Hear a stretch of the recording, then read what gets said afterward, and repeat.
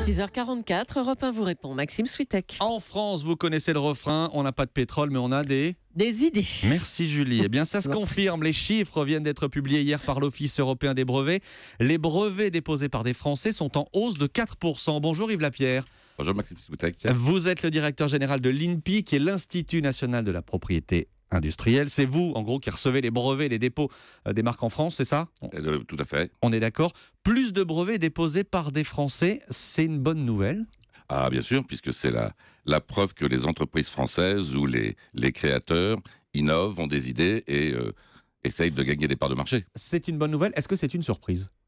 Non, c'est pas vraiment une surprise. C'est une tendance que l'on voit depuis déjà de nombreuses années. Et effectivement, la France maintient sa position, voire développe sa position. J'étais au CES, au Consumer Electronics Show à Las Vegas en janvier. Oui.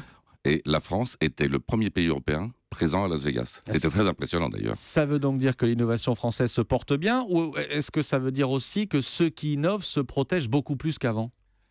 Ceux qui innovent utilisent beaucoup plus le brevet pour se protéger, mais également pour d'autres actions. Par exemple, lever des fonds, trouver des partenariats. Je crois que c'est ça qu'il faut bien comprendre, c'est que le brevet, c'est pas simplement le monopole, c'est également un outil de développement économique pour l'entreprise. Pour essayer d'avoir de commercer ou d'échanger avec d'autres, de négocier avec d'autres. Julie ? Qui dépose ces brevets ? Qui innove en France ? Tout le monde. Tout le monde ? Mais absolument. Les organismes de recherche, les PME, les grandes entreprises. Les particuliers ? Les particuliers. Oui. Et tous ces gens-là, que ce soit organismes, entreprises, particuliers, on peut tous déposer des brevets ? Ah, on peut tous déposer des brevets. Il n'y a pas de limite à déposer des brevets. Il faut simplement que le brevet représente donc une invention, une création, qui soit nouvelle, qu'il y ait réellement une innovation, quelque chose d'inventif, et qu'il y ait une application industrielle. Alors, je vais vous donner un exemple, toujours pour reprendre l'exemple de Las Vegas. Il y avait une entreprise qui a développé un nouvel appareil que les deux jumeaux américains, là j'entendais tout à l'heure, qui ont fait leur régime lipidique ou glucidique, auraient pu utiliser parce qu'ils auraient suivi en permanence leur masse graisseuse, leur masse musculaire, et vérifié si leur régime pouvait avoir des conséquences positives ou négatives. Donc voilà, ça c'est un exemple d'innovation qui a fait l'objet de brevets. Et là, ce sont des gens qui sont venus vous voir en disant on a une idée, on voilà comment elle est conçue, voilà les plans, etc. Et qui vous demandent de protéger cette idée. C'est comme ça que ça marche ? C'est comme ça. Alors, en fait, ils viennent avec déjà leur brevet préparé, rédigé. Soit ils l'ont fait eux-mêmes, soit ils ont utilisé des conseils en propriété industrielle. Puis ils viennent nous voir en disant voilà, je voudrais déposer ce brevet. Et nous, on regarde effectivement si le brevet peut être délivré. Et puis ce que l'on fait également, c'est qu'on accompagne ces entreprises pour justement mieux leur expliquer comment utiliser, au-delà du brevet, tous les atouts que ça peut représenter. C'est pour ça qu'on les a accompagnés au CES à Las Vegas, par exemple. Alors, on a le classement de ceux qui innovent le plus en France. Alcatel-Lucent, Technicolor, le Commissariat à l'énergie atomique, Valeo, Safran. On a des organismes publics, on a des grosses entreprises, mais vous parliez aussi des PME. Tout à fait. Dans les dépôts de brevets, il y a environ 50% des brevets qui viennent des grands groupes industriels. Il y a 20%, 22% des brevets qui viennent des PME, mais ça représente 2000 PME. Donc le tissu de PME est effectivement un tissu innovant, et mon regret, c'est qu'ils ne déposent pas assez de brevets. Toujours pas assez. Toujours pas assez. Quand on regarde les entreprises innovantes, il y a environ 20 000 entreprises innovantes en France, si on prend les chiffres du Crédit Impôt Recherche, et il n'y a qu'un peu moins de 2000 PME qui déposent des brevets par an. Julie ? Oui, on imagine que la concurrence est féroce entre les pays. Qui sont les pays qui déposent le plus de brevets en Europe ? Les Donc il y a la France ? Alors la France en Europe, oui, la France est 6e en Europe pour les dépôts de brevets. Il y a les États-Unis, la Chine, parce que ce sont des pays évidemment hors Europe, mais qui déposent des brevets en Europe, qui protègent leurs innovations aussi en Europe. Un brevet, il est valable sur un territoire. Oui, c'est ça. Mais d'où vous veniez, que vous veniez de Chine, de Corée, d'Inde, du Brésil, des États-Unis, vous pouvez déposer en Europe pour protéger votre marché en Europe. Donc ce sont d'abord les Américains, les Chinois qui déposent des brevets en Europe. Les Coréens, les Allemands. Il en manque un avant la France.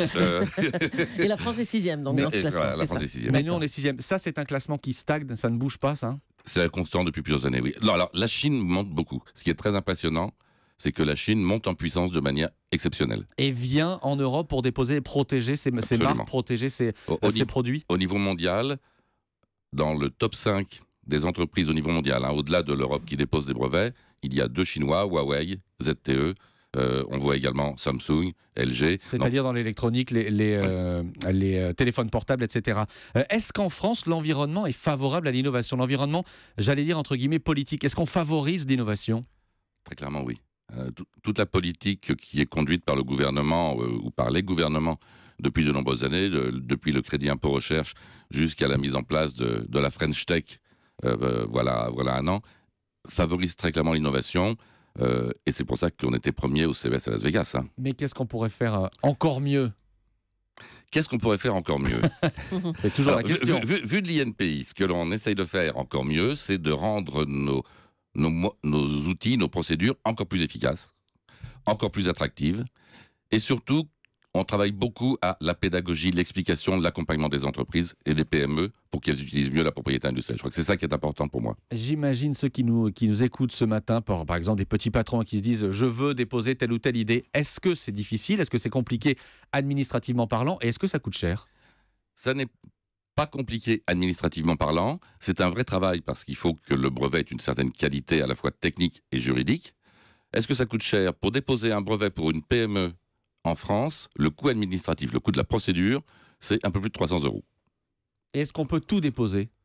Ah ben, tout déposer. Non, on ne peut pas tout déposer. On peut déposer ce qui relève de l'innovation, de la nouveauté et de l'application industrielle. Je vous pose la question parce que récemment, il y a eu l'affaire Je suis Charlie.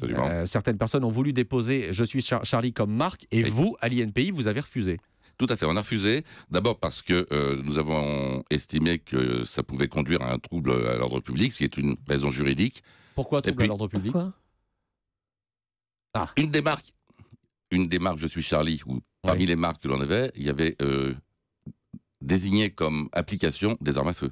Ah oui, d'accord. D'accord. Forcément. Bon, il y a eu 150 marques déposées en quelques jours. Qui ont essayé en tout cas. Qui ont essayé en tous les cas. Et puis, au-delà de la simple justification juridique, j'estime qu'on a une responsabilité à l'INPI en tant qu'établissement public, une responsabilité sociale et sociétale.